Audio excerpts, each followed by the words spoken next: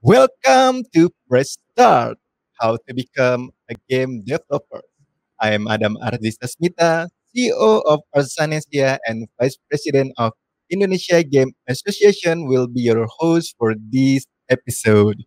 And in this podcast, we'll talk about game development and how to start your career to be a game developer. We will invite experts from the game industry to share their game development journey to inspire us. And I hope this podcast can help you start to be a game developer. And stay tuned because Press Start will have a new episode every week on Thursday. And this podcast is brought to you by Indonesia Game Association and Goethe-Institut Jakarta. And today we are having a special guest from Malaysia. Hi, Lydia. Hello.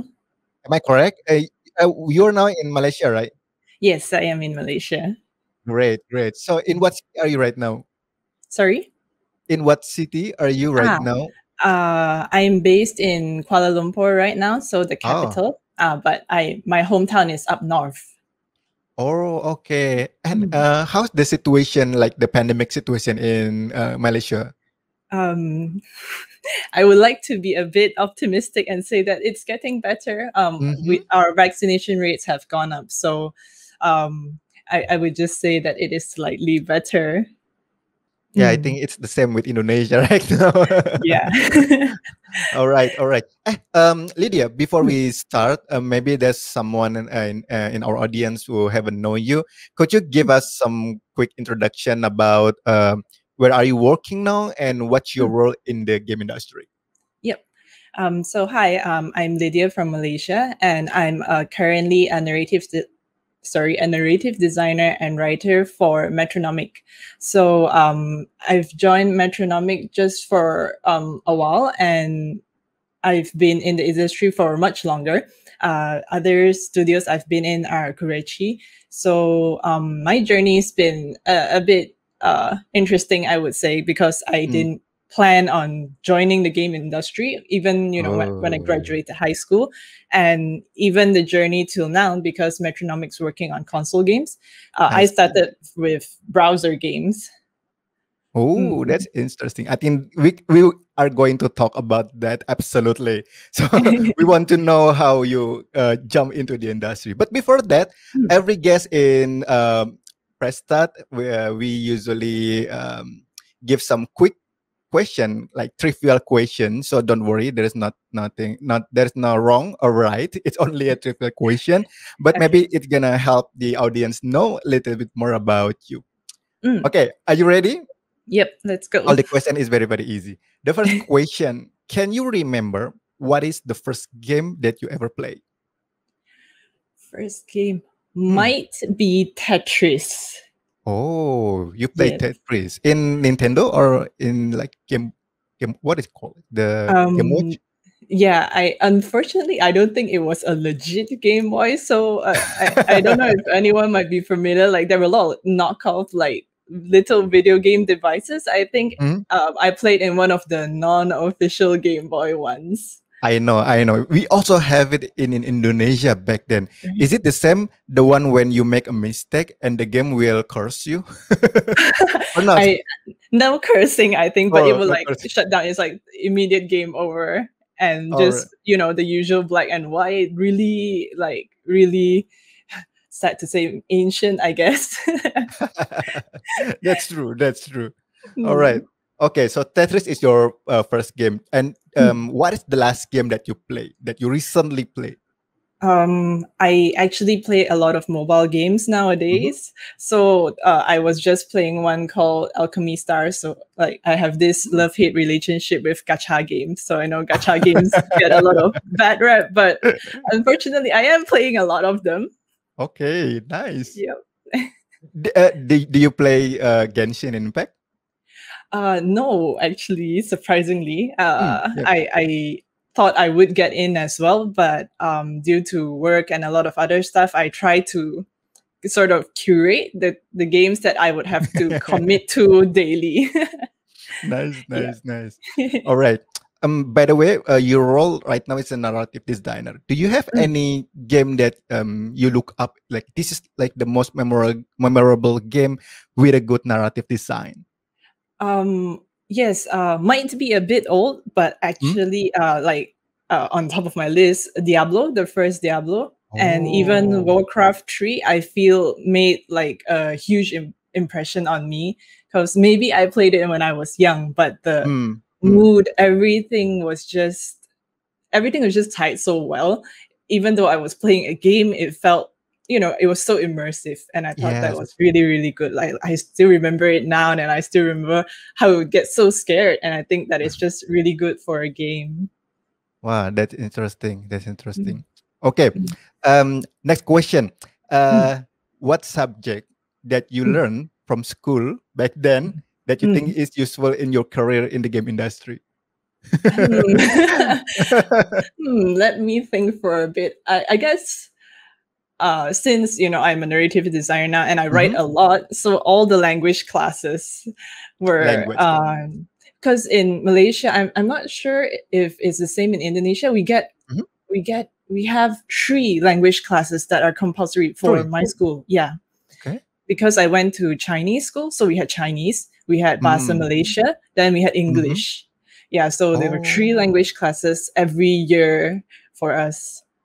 Mm. Oh, that's interesting. So, but in your like daily activity in Malaysia or in your school, what language do you usually speak? We speak even more. So in we had some rules. The school had some rules, so we could Mhm. only speak Chinese, BM, or English. And then Okay. also with my family, I would speak Cantonese, so it's like a Chinese dialect, and that was for some reason it's not allowed in school. But Oh, with okay. among friends, we would still converse in Cantonese. Mm. Yeah, but in school, so depending on the teacher, sometimes it'd be English, sometimes it'd be Chinese, sometimes it'd be Malay. Oh, nice. Mm. So Yeah. in like in general, like every Malaysian student can speak at least two or three language Mm. fluently. I, Wow, that's awesome.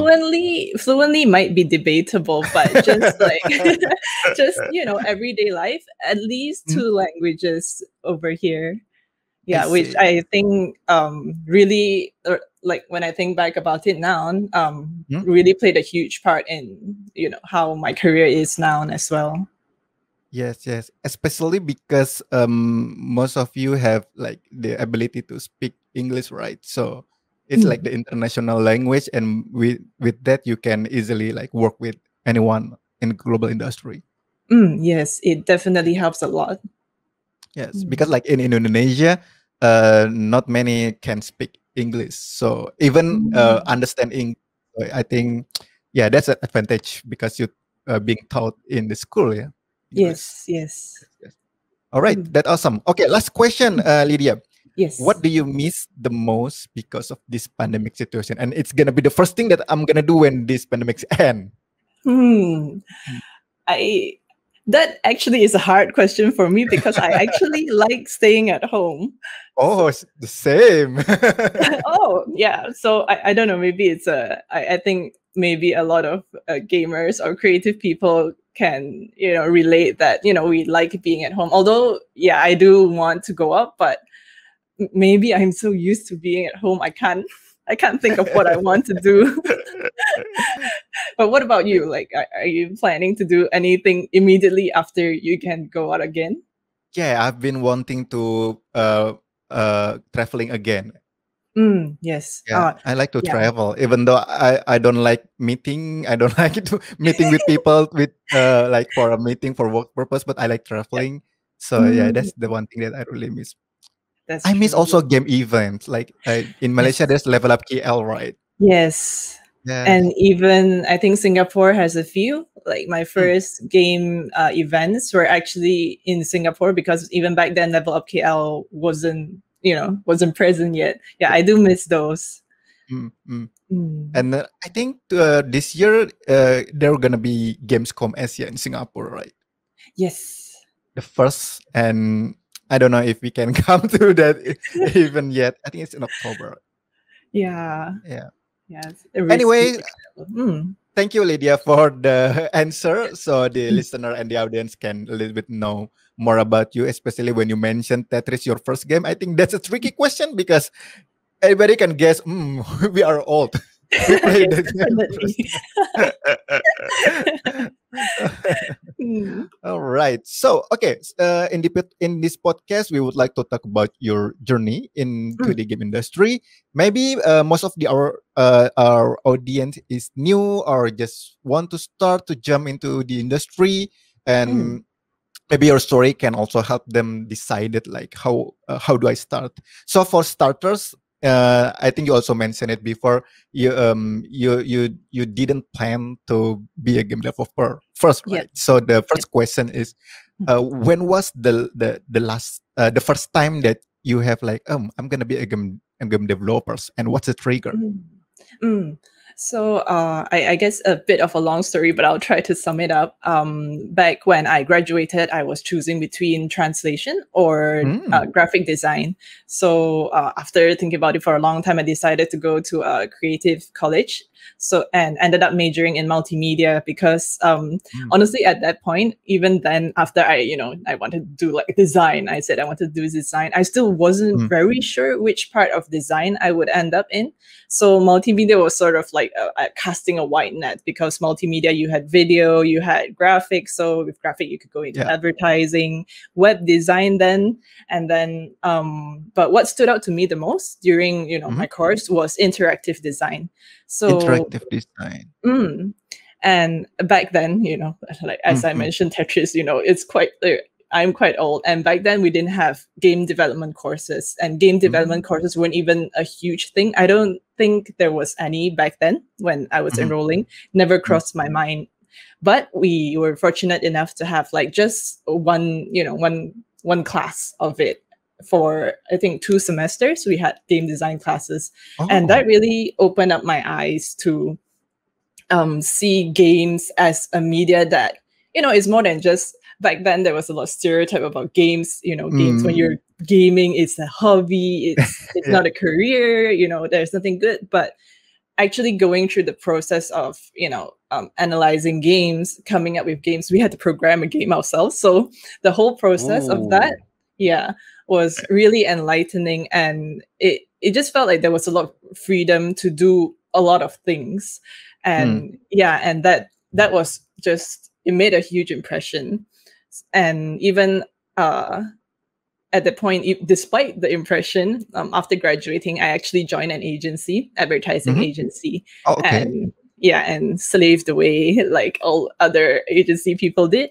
Mm, And but in between, when I was in my first job, a friend approached me and he was like, "Hey, in Malaysia we have these creative pitches grants." So he's like, "Do you want to pitch a game? Like oh, just and we can get a grant, and then we can make a game and post it up on the internet." Because back yeah. then it was browser games, flash browser games. Mm, Yeah. So I was like, what's there to do? We're fresh grads, and we're young, let's go. So it was three of us, Zian, Yue, and I. mhm. We worked on a game pitch, and then after that we went for the pitch, and then we won it, we won the grant. So Oh, yeah. And nice. Okay. yeah, thinking back about it, for a browser game, I guess it was just enough, to sustain us pouring our time into it. Yeah. And miraculously we finished the game and we posted it up. It's called Rich in Pitchin. So it's like this little launcher thing where this little guy keeps jumping higher and higher and higher. Yeah, and Ah. yes, that kind of game. So it was finished, and then that was it. And then we went back to our day jobs because we were like, we can't keep pitching for grants, and Mm, we need to have a salary so we can survive. We went back yep. to our day jobs. But a while later, Yue, he decided to register our team. Our team then was called Kureichi. So he decided to register Oh. it as a proper studio, a proper company. And so after everyone was in their day jobs for a few years, we decided to sort of take the leap. And then we joined Kureichi. And so I think that was 2012. And then we were a 4-person team at the start. And then, yeah, and that was it. And at that point, when I, really left my job and I went in, I was like, oh, okay, this is real. Whether we can actually make games and whether we actually earn from games, Mm. I don't know, but this is it. Yeah. Wow, that is that's quite interesting story. And at first, you have 4 person in the curriculum, right? And Yes. how do you like? Do you already know that you want? What's your role back then in 2012? I think it was game designer. So, but I did a lot of writing also. Hmm? But I think my official title on my card was game designer. Hmm. Mm. Okay, Or and writer the could other be. four, the other three, they're a programmer and what else? The programmer who is also the game designer who is Yue. So he's like Hmm. the boss. He manages everything. Then there was an artist, Hmm. Zian. And then there was an animator called Nick. All Yeah, so right. just the 4 of us. And this is the first time you like work in a real like professional game development company, right? Yes. And only four of you. Can you like at least tell us like what's your job when you first doing this? Hmm. Let me try to dig my memory a bit. Uh, What game? Like, what's the first game that you try to develop when you joined Kurechi? um, Prior to joining, I think Yui worked on a game himself. But before publishing it, he came to me and he's like, Lydia, like, could you look at the writing? Could you write some stuff Mm, before I post it up? So I did the writing, and then we went in, and I actually don't remember the first game we worked on. We might have been working on 2 games at the same time, because mhm. at that point, browser games were sort of transitioning into mobile games. That Mobile. was when, yeah, smartphones and tablets were getting popular. So it was quite, I guess, it was a challenge to Mm, sort of take all the knowledge we had designing browser games, even programming wise, interface, visuals, everything, mm. the game experience even, and try to move it into a mobile space. So See. yeah, there is a game called Chicky Duo. So Nick animated a lot of that. It's a point and click game about 2 Mhm. chicks trying to escape a farm to look for their mother. Okay. So that there was that. And I think I also, at the time, I wrote a lot of game design documents and also a lot of formal sort of pitches, because Mm, it's before the games came out, we also were trying to look for alternative means to sustain the company financially. mm. So we did try to pitch for other grants at the same time. I see. I see. Mm, That's interesting. So, as a game designer, you have some job desks that you did back then, mm, writing part, and then you also uh, uh, do the game design document, and then mm, also do the presentation part. Let's start with the yes. first one, the writing. Mm, What did you do, or as what is the main job as a writer or narrative writer in the game?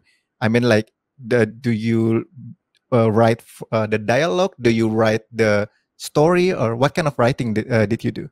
mm. So back then, the first few games we had weren't very narrative heavy. So it was just really basic, like, okay, this is the setting we have. So if we were to pitch this game, then we Mhm, need sort of a description on what this game is about, where it's set in. Is this a fictional world? What's the fictional world is? What this mm, character does? What the character's goal is, which will tie into the gameplay. mm, So most of it was very, very much that.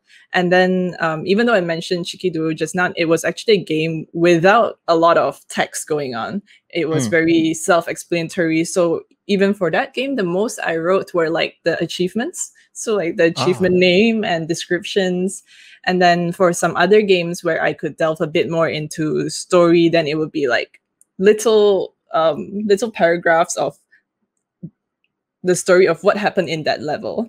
And mm, then enemies, so the enemy codex, like what this enemy is called, mm, the description, and then if we had like characters and classes, descriptions for those characters, and so on.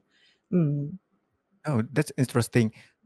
Usually, before we dig down about the process of writing all the things about the games, usually the concept like about where these games happen, the world, something like that. Is it Mm. comes from the game designer or from like the game director or something like that? Um, in my career, it Mm-hmm. has been both, Mm. dependent on the game. Sometimes someone has an idea, like Chikiduo. Nick had the idea. Most of it was his, and then sometimes it's the director who comes and he's like, "Hey, I have this, and it's gonna be set in this setting." So it will be that setting, and then on the writing side, it will be going like deeper. Like, okay, we have this setting, so if we have a feature like this, what it would be called to match this setting.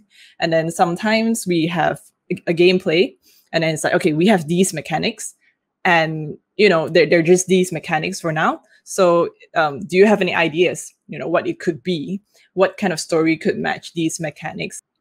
I see. That's Mhm. interesting. And Mhm. how is the process for you to develop this story? Like you mentioned, there's a gameplay, Mm. and Mm. then from there, what usually that you do to develop the story? Are you doing some research first, or you try to sketch something? Mm. I'll use an example, a game we've worked on called Post Night. It's a Hmm. mobile game. I know. So, First night. yeah, Great. thanks. So what happened was Post Night was originally in its like really early stages. It was a character like Hmm. scrolling to the right and then just hitting enemies, and then we were perfecting that mechanic for a long time, and then we're like, okay, you know, the gameplay is there. Now we need to make the game, and then we're like, we need a name for this game, and we're like, Yes. it must be Knight something, okay, because he's holding a sword, so it's Knight Mm, something, but mm, we don't want him to just be another knight. So I think that time I spent a lot of time trying to just figure out, okay, so what other characters, what other people need to hold swords and mm, fight enemies and go somewhere. And I think it took quite a lot of time, like just throwing out a lot of ideas, then trying to make them make sense for the game. And after a long time of brainstorming, finally I think I told director then that, hey, what do you think about a knight who delivers stuff? That's why he's fighting. He's not out to kill mm, animals or mm, anything, but he just wants to get things delivered because that's his job. And then they're like, hey, that's that might work. And then after that we explored a lot more. So like, let's say if we went with this thing, a knight who delivers stuff, then what would this feature be? Then how could other things tie into this team, and would it really work in the end? mm, And thankfully it panned out. Like we had a lot of ideas coming in, and we weren't sure if it would work with the team, but in the end, yeah, I think it worked out pretty well, quite cohesive overall. mm, mm. Mm. Did the process, like the process from finding the name, the story, the narrative for the world, it's from the creative process from your side, like from your team, and this from your brain. Mm. Did you try to like validate? Is it for to the, I don't know, maybe to the friends, to the players, or someone to make sure like this story is going to be great for them? I think for post night we didn't. Oh. I think maybe because we were stuck in trying to find a theme for that Mm, game for the longest time. When we had it, we were just like, okay, let's just try it out first. And mm, then we tried it out, and then only when, and even then I think because the development was quite long, so by the time we did have something, nobody really questioned it anymore. And yeah, one thing I was considering when brainstorming the name and the theme was because mm. we had attended events before, and then just what they call the elevator pitch, and Okay. the first thing you described the game was always so, it was so important. And I was thinking, wouldn't it be easier for us when we went to events and we wanted to promote this game? We could just Mhm. be like, oh, this is a game about a knight, but he's a knight who delivers. That's why he's a toast knight. So I thought it Okay. might be just, an interesting starting. Yeah, and we went with that. The the process that you mentioned, like finding the name, finding like the thinking for the elevator pitch, it's like magic, right? Something that you that was born from your brain. And Mm. what did you do, like daily, to in the process of finding the ideas? Do you like doing some researches, or do you like have some framework to brainstorm something like that? Um, because I think at that time other people were like mechanics, the programmers were working on the gameplay and all, Mm, and artists were also figuring out the interface and such. I would first do. You're right. There was a lot of research, so I would look into a lot of games, mm, and I would consider the experience our gameplay had, and see if it was similar to something anyone else had, and whether it might be too similar if I call them the same thing, or if I took this approach, would it make sense? And so after all that, then I would shortlist some. I would discuss it with the team, and then we would make the list even shorter and to see if any would work. So there were a lot that didn't work, obviously. yep. The first few were probably quite boring names and themes. Yeah, so a lot of research, brainstorming, shortlisting, discussing, and then rejections, and then just all over again. Mm. Hmm. Until you find like this is the right core, like for the narrative. And Hmm. then what's the next process to develop? Do you start with writing a book or a document with the full story, or how do you go from the finding the theme to the document, like the story? Hmm. I think this depends on the type of game as well. Like, ideally, of course, it is the best if you have like immediately you have a Bible to refer to, a document like everything about that world and its Mm. characters. But as an indie studio, so we didn't really have time to, hey, let's sit down for 3 months, figure things out. Yeah, so it was just like, okay, like we quite like this. And for post night, what we did was that we all threw in like ideas, brainstorm session, like, okay, so now that we have this team, what will he do, what Mm. happens? And even like the artists, the programmers will chip in about what they think happens in this setting for this game, like how it would contribute to the gameplay. And I think the artists proposed, like, how can they carry so many things? Like, it doesn't make sense for them to be fighting and carrying heavy Mm. stuff. So Yeah. then they're like, what if they use magical scrolls? And then the big things would go into the scrolls. And then when they arrived, it would come out from the scrolls again. So it was Oh. through all these discussions that we slowly built like a bigger world, to make the world more solid. And only when we had a lot of the basic things in, then only it came back to me again, mostly to flesh out like characters and dialogues and what happens in each level based on the gameplay. I see. Mm. And okay, not all the game has like dialogues or story, Mm. right? Yeah. Sometime you can tell them using like conversation, like directly. Sometimes it's by the word itself. Do you think do you have like maybe like preference or Mm. some way to deliver the story that you think works best? Mm.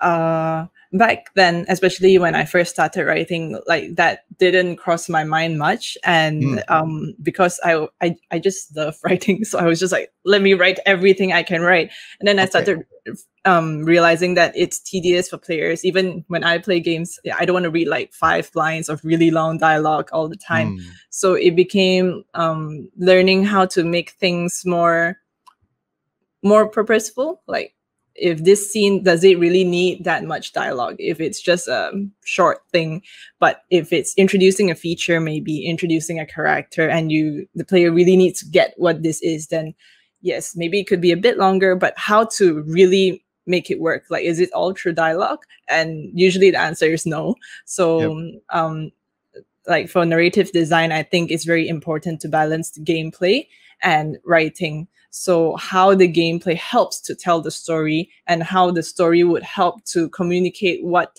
the gameplay is trying to do, maybe sometimes it's a new mechanic players might not know. So the story is there to ease it in, but the gameplay itself is also there to support the story. It's a like two-sided thing. Yes, yes, I see. Do you also, as a narrative designer, give a direction to the artist regarding the items, the costume for the character, or for the enemies and boss like that? Yes, I actually really enjoy working with artists.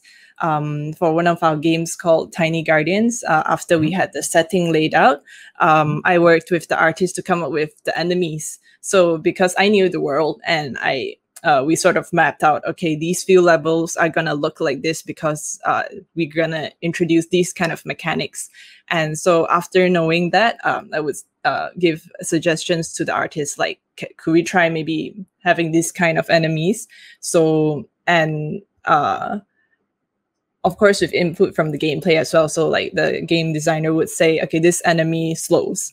So on my Mm. side, it'd be like, okay, what kind of thing or creature would slow? And then I would discuss it with the artist. The Ah, artist makes her suggestions as well, and then we try to come to something that communicates both the gameplay and also something that makes sense visually and for the story.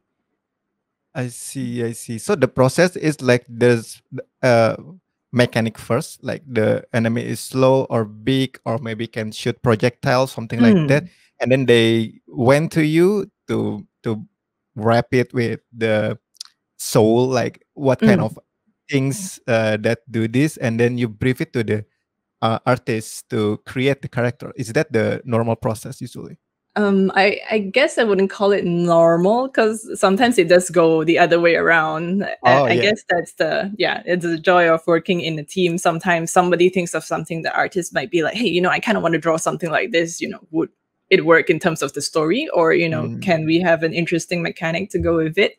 And I think, like, being a narrative designer, it's nice because we really get to see from many perspectives, and then it's our job to wrap it up together and tie it up to everything in the world, the story. And so when players see it, they won't be like, hey, why is that thing, like, it's so weird, it shouldn't belong here. Like, players won't feel that.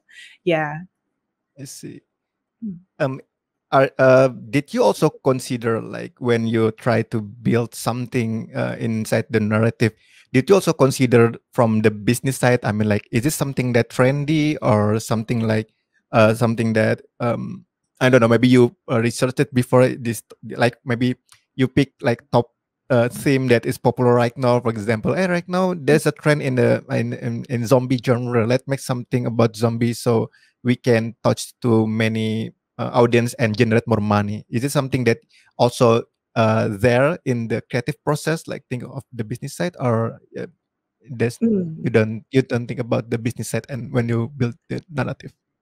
I actually don't like thinking about the business side too much, but I did mention we did need to write a lot of pitches, so Mm, inevitably it was something that had to be considered as well. Like, mhm, especially now, and even more, like, certain countries ban certain imagery or elements, so that was something we were quite conscious about as well. And even when mm, writing, because we would have to rate our game, especially now with the app store, things are so easily accessible, so I have to be really aware of what I write. Like, this mhm, word, if it's a very serious word, a word that would get our ratings up, like, I mm. would just have to be conscious, don't write it like that, write it another way.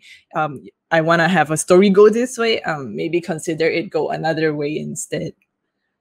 Mhm. Yes, yes, yes. Yeah, Yes. because when you put some words or some, I don't know, maybe in some country there's like for 18 plus, in the other Mm. country it's only 13 plus. So you need to be aware Yes. of that also, right? I see, I Yes, see. That's interesting. especially for a small studio, we really wanted to have our games reach as many audience as possible. So the less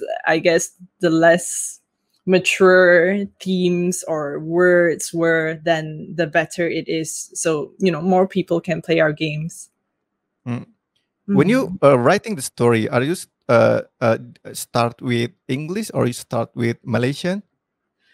English. Most Oh, of the games we've done are in English first, and then even I think localization. Not all were localized, especially at first. Only later, when we mm, had more funds to do so, then we yep. started looking into other languages. So for Kurechi, it's as far as I remember, it's always been English first. I think it was a practice because when we first did the browser games, it was Mhm. an English community back then. The sites we were posting to, like Congregate or Ah, Jay's Games, yeah. So English speaking community. So we just went into that direction. and how about the uh, usually like you have more than one character and each character have personality, and Mm, how do you like create maybe the personality inside the dialogue, maybe I don't know mm, the dialect, or maybe some kind of like the word that they used to be, how do you manage to build the personality in the conversation usually? mm. I think it's still something I'm working on. Definitely a lot of practice and a lot of I, I I guess I can sum it up into research. Do a lot of reading and a lot of Mm, watching. Even watching movies. Just seeing how characters in movies, they are so different, and the way they speak is different as well. And even though sometimes they speak quite casually, there are still some details to be caught mm. there. So just a lot of analyzing things like this and trying to apply. I don't think I have a very good answer yet on how I am, able to do that, but just a lot of practice and a lot of analyzing other works definitely did help. When you writing the story, is it by yourself or there's a team of writer inside it? So far, back when I was in a smaller team, it had always been me. Mhm. But in Metronomik now, there is a director, and even when working on the previous game, No Straight Roads, at that time I wasn't the writer. There was a writer there, but I did help with some of the side character dialogues and just helping with the script here and there sometimes. So yeah, most of my projects were me alone writing, and then only now I get to work with someone who gives more feedback on writing and helps write as well. Is it possible for more than one narrative writer to work on something? For example, there's a dialogue for one person and Mm. you work on it and somebody else work on it, or is it impossible because like the soul may be different or the type of writing for each writer may be different? I think it is possible as long as the team is like there is a good workflow. I know there are other companies with lead writers and then they have a team of writers. So Hmm. how they delegate, I assume that is a possible option, and it's just really up to the team and how they want to work things out. Yeah, I really hope to be able to try that one day. Although I do think there will be a lot of creative differences, but in the end, I believe it would help elevate the narrative a lot. I see. When Mm. back in Korechi, most of the game Mm. is like browser or mobile, like. And when Mm. you work for Metronomic, the game Mm. is for console and PC mainly.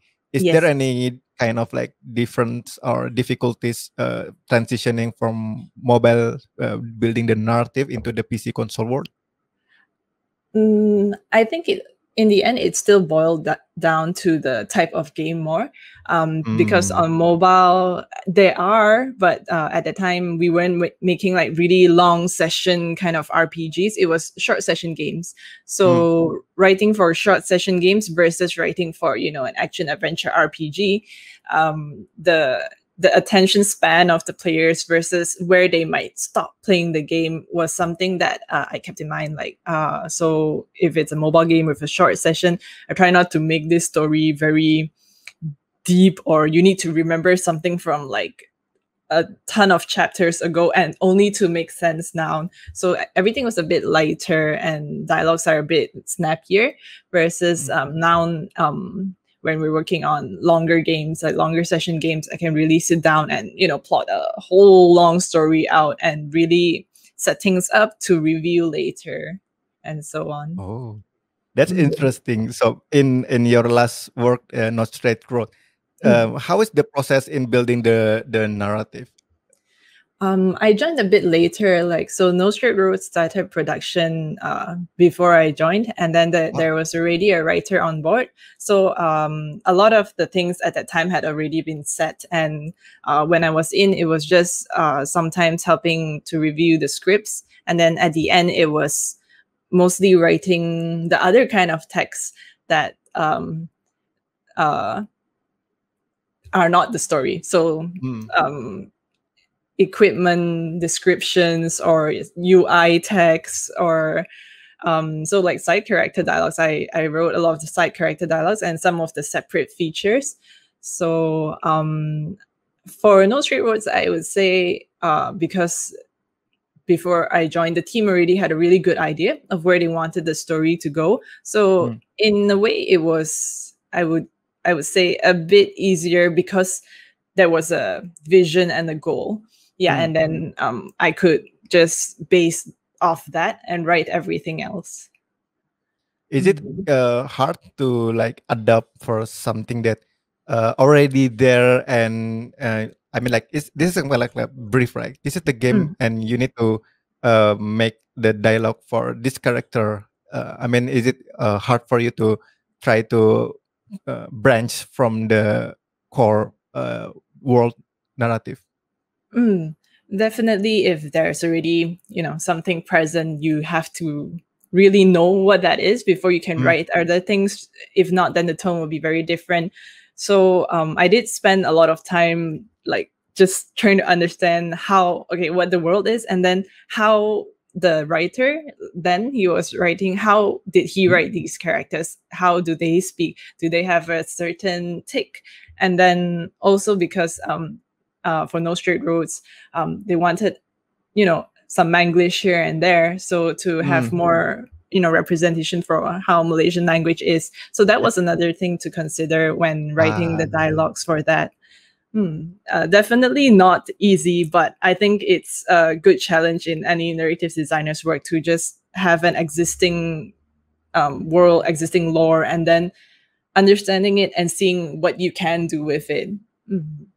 oh, that's Mhm. interesting. Okay, Yeah. I have one question that I've been keeping from the beginning of our conversation because Okay. I think a lot of the audience will want to ask about it also. Mm. Did you ever have a writer blocks, and how did you manage to pass that? Yep.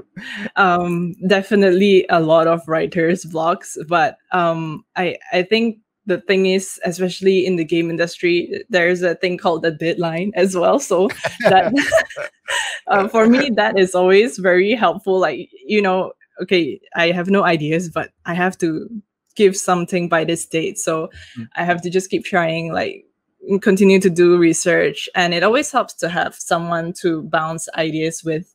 So I mm, think that, like, going back to post night, even then, at first we had all the really boring themes and just a lot of research. Like, we knew we needed to find a name soon, and that deadline gave the pressure, and I suppose the pressure and the motivation to get out of the writer's block.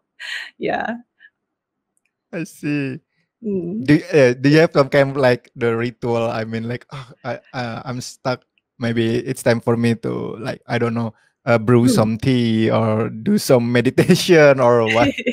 Yeah, definitely get away from the writing. I mean, there's depending on the kind of blog, sometimes it's you've been trying to write something for so long and there's just nothing in your mind anymore. Then you step away, take a break, go eat something, Mm, anything, like just be away from it. And sometimes it helps to write something else. Like mm. sometimes when the team was small, we'd be working on two games, so if I'm stuck for one game, I'd go to another Uh, game. Yeah. to refresh the brain, right? Go Yeah, to to another. just not be stuck in the same place, can be stuck in another place. Yeah, that's a good point. You need to everyone. You need to take notes about that. So that's a good way to refresh your brain if you have a writer's block. Because I think a lot of writers. By the way, in Malaysia, is the position of narrative designer already common? Like you can find a lot of fellow narrative designer around the Mm. ecosystem? Back then when I was writing in Kurachi, I don't remember if there was a time my card said writer. Maybe it did. Mm, And then I remember it having game designer there. And even then, it wasn't called narrative designer. And when I first joined Metronomik, there was already a writer, and he was a writer. So he was writing the scripts. And then mm, I was a game designer even when I worked on like the item text and so on, because I think the thing about the game industry is that there are so many like names of different roles, yeah. but the responsibilities are always different depending on the company and the game. So maybe like in another company there is a game designer, but he actually writes everything, and maybe he Mm, actually does everything I do, but he is just called a game designer.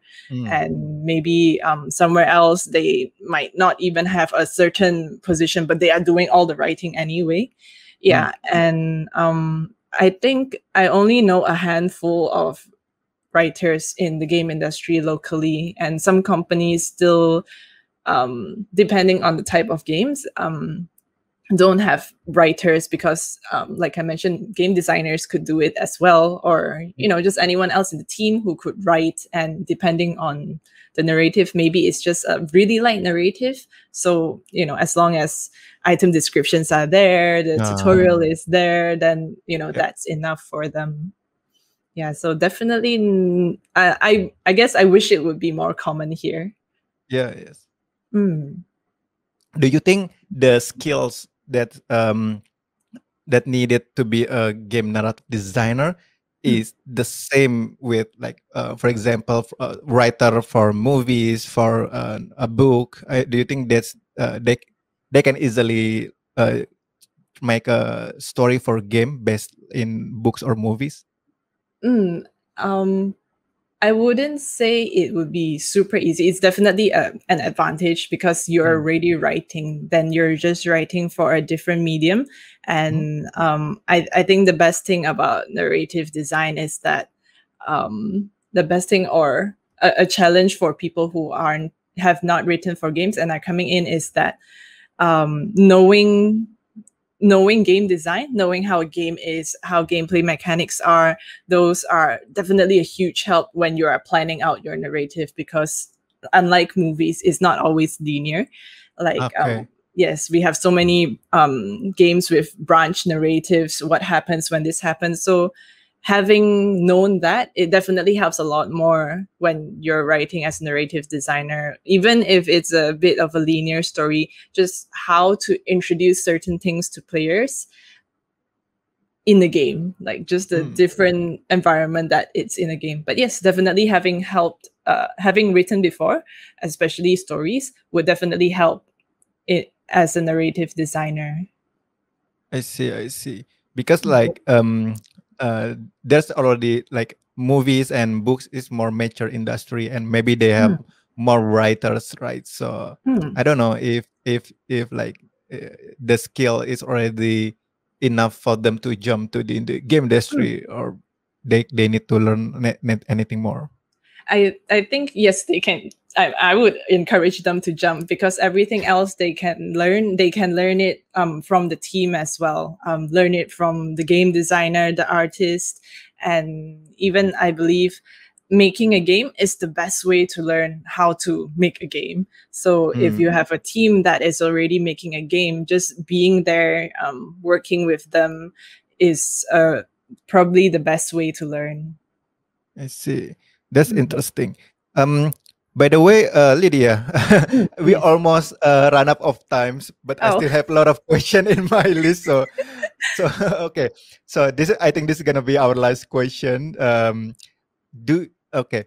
Do you have any kind of maybe some like insight what makes a good creative designer or like a narrative designer Mm. and how some tips for anyone who just want to start to be a narrative designer?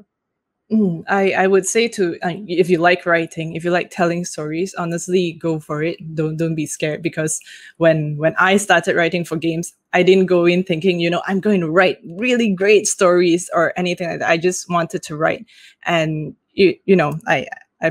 I'm here now, and I think a lot of things you can learn along the way. Just be in the know about games, be like go to some game events, Mm, hear about certain stuff, and then write a lot. Write for games.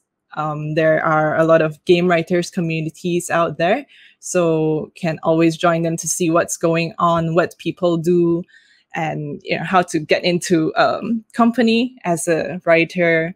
And like you mentioned earlier, there's already mature industries like the film industry with writers. Yeah, I think they could totally come into the game industry at any time. Like they have that experience, and I think the challenge is just to find how to tell stories in games. You mm. know, yeah, with this so much potential in games, so many different ways to tell stories in games. Mm. When someone's want to apply to a company as an artist, for example, they Mm. can show their portfolio as this is my artwork and this is Mm. my past experience, or this is my skill in making, I don't know, maybe concept art, UI, something like that. Mm. But when someone want to apply as a narrative designer, what Mm. should they put on their portfolio for, like, maybe when you hire someone, that's something that you want to review from them?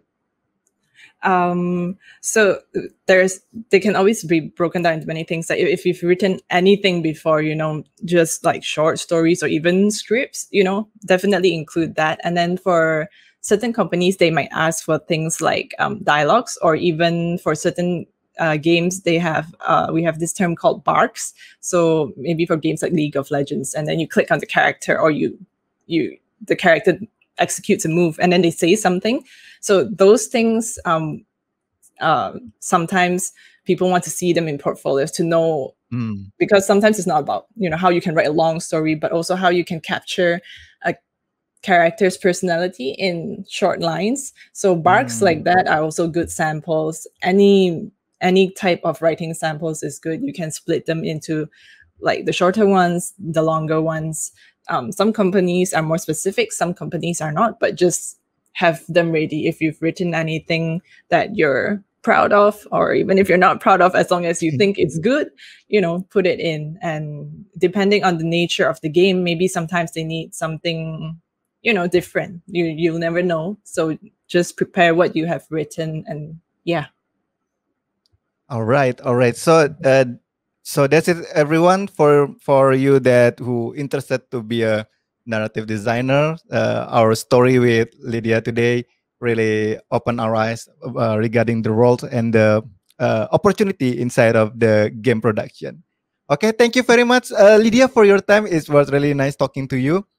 Thanks for having me. All right, so everybody, that's it for today. So I hope this session, this story from Lydia can give you some insight and courage to press start. Start your career as a game developers. I am Adam Ardisasmita. Keep playing games, start making games. Bye bye, Lydia. Thank you so much. Thank you.